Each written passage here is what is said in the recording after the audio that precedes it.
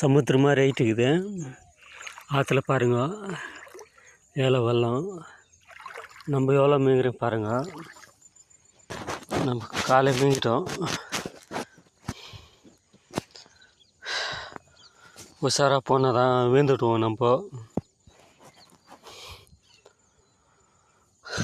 சமுத்திரம் மாதிரி ஏதோ கடவுள்.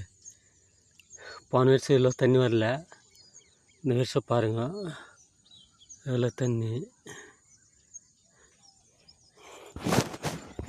நம்ம எடுப்பு மூட்டா போய்கின்னுக்குது.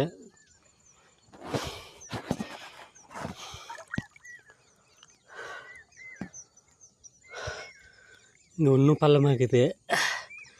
எடுப்பாணிக்கு வந்துச்சு, கீ கூட தள்ளிடும்.